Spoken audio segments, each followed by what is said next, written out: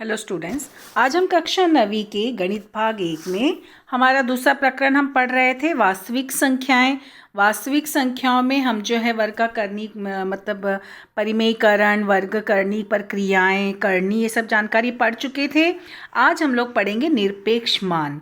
यहाँ पर हमें जो है निरपेक्ष मान क्या होता है ना, एब्सोल्यूट वैल्यू, यानी x क्या है, वास्तविक संख्या हो तो x का जो निरपेक्ष मान होगा अथवा संख्या रेखा के शून्य से, ठीक है, संख्या रेखा के शून्य से उस संख्या तक की दूरी को हम मॉड x ऐसे लिखते हैं। मॉड x का वाचन x का निरपेक्ष मान ऐसे करते हैं।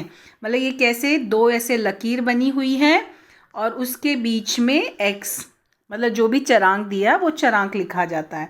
x चरांक है, मोस्टली x का ही यूज़ किया जाता है, लेकिन हम जो है जो भी चरांक है उसका वाचन हम इस तरह से करेंगे, निरपेक्ष मान, x का निरपेक्ष मान। अगर y है तो y का निरपेक्ष मान। फिर इसके अलावा निरपेक्ष मान को हम इस तरह से बता सकते हैं कि अगर x का मान 0 से बड़ा है तो mod x is equal to x, यानी x या धन हो तो x का निरपेक्ष मान x ही होगा। अगर x का निरपेक्ष मान x जो है उसका मान 0 है तो वह मॉड x जो होगा वो 0 होगा। मतलब क्या बोला है कि जैसे x देखो 0 से बड़ा यानी कि धनात्मक संख्या, मान लो मॉड 3 है तो इसका निरपेक्ष मान 3 होगा। मान लो यहाँ पर तुम्हें दिया गया 1/4 तो होगा 1/4, जैसे दिया वैसे ही होगा। और अगर मान लो 0 दिया है, मान लो x का मान तुम्हें 0 आया तो यानी कि वो भी 0 ऐसे ही लिखेंगे। लेकिन अगर x का मान 0 से छोटा बताया गया तो इसका निरपेक्ष मान जो होता है वो प्लस में, जैसे मान लो तुम्हें यहाँ पर दिया गया है कि जो है इस तरह से -3 अगर दिया है तो अगर -3 दिया है तो इसका निरपेक्ष मान कैसे होगा, x के विपरीत संख्या के बराबर। मतलब x ऋण हो तो x का निरपेक्ष मान x की विपरीत संख्या के बराबर, यानी कि माइनस और फिर -3। तो देखा जाए तो क्या हो गया, +3। मतलब तुम जो है डायरेक्ट यहाँ पर +3 लिख सकते हो। जैसे तुम्हें यहाँ पे दिया मान लो -5, ठीक है, जैसे 5 था तो इसका निरपेक्ष मान हम 5 लिखते थे, लेकिन -5 माइनस आ गया तो तुम लोग क्या करोगे, जो संख्या है ना उसका विपरीत, यानी ये तो -5 जो हमें मान दिया उसका और उसका ये माइनस, तो क्या हो गया +5। यानी कि अगर यहाँ पे निरपेक्ष मान के अंदर माइनस रहा तो उसका आंसर प्लस में आएगा। तो इस तरह से ये चीज़ों को, ये तीनों पॉइंट्स को ध्यान रखना, ये इम्पॉर्टेंट है, इसी को नोट करके लिख लेना। और उसके आधार पे अब हम उदाहरण के सवाल देखेंगे। उदाहरण क्या दिया गया है, जैसे देखो यहाँ पे मॉड 3 दिया है तो उसका निरपेक्ष मान 3 हुआ, लेकिन यहाँ पे देखो -3 है तो -3 और ये क्या हो गया +3। मतलब माइनस जो होगा अगर तो उसका निरपेक्ष मान प्लस में ही आएगा, प्लस में ही लिखना है। डायरेक्ट तुम 3 + 3 लिखोगे तो भी चलेगा। फिर यहाँ पर क्या बोला है, 0 है तो 0 का निरपेक्ष मान 0, यानी कि क्या हुआ, किसी भी वास्तविक संख्या का निरपेक्ष मान ऋण नहीं होता है। मतलब कोई भी वास्तविक संख्या, तुम्हें पता है परिमेय अपरिमेय दोनों आ गए, यानी प्लस माइनस 0 बटे पॉइंट करनी सब हो गया, लेकिन उसका जो निरपेक्ष मान होगा वो ऋण नहीं होगा, ऋण यानी माइनस में नहीं होगा, तुम्हें उसको प्लस में ही लाना है, ठीक है।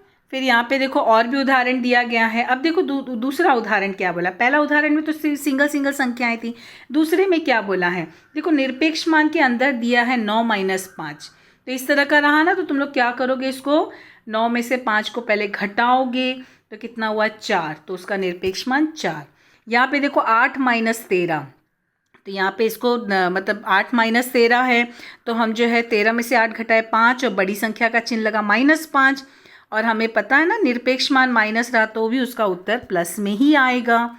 फिर यहाँ पर जो है हमारा सवाल कैसे, ध्यान देना, ये मॉड 8 अलग है, ये मॉड -3 अलग है, तो इसमें से पहले हटा लेना दोनों को। तो कैसे हो जाएगा, इसमें से हटाए तो माइनस और यहाँ पे बीच में माइनस का चिन्ह, लेकिन -3 है उसका निरपेक्ष मान +3 होता है।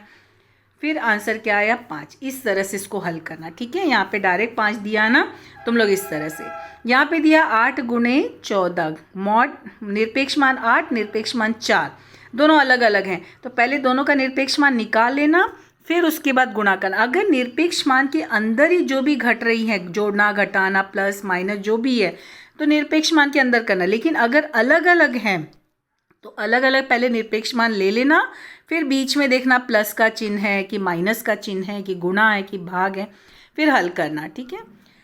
फिर यहाँ पे देखो तीसरा उदाहरण एक और दिया है। क्या दिया है, हल कीजिए।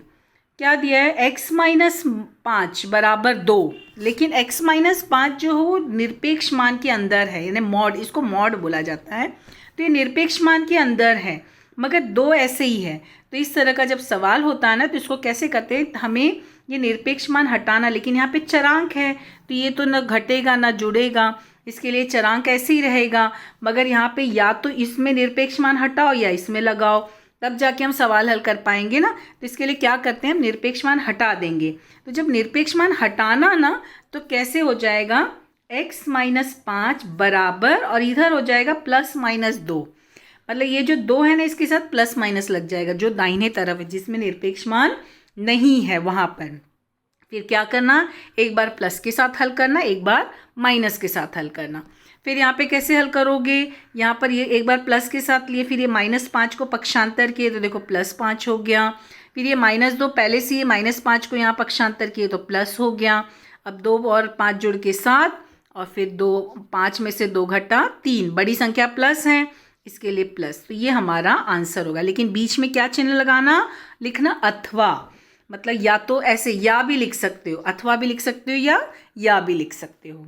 इस तरह से अगर तुम्हें चरांक में रहा, समीकरण में रहा, तो निरपेक्ष मान हटाना, प्लस माइनस लगा के पक्षांतर करके चरांक को हल करना। तो इस तरह से निरपेक्ष मान को की परिभाषा और उसके उदाहरण हम लोग देखें। अभी इससे संबंधित जो है सवाल हम लोग अगले वीडियो में देखेंगे। Thank you.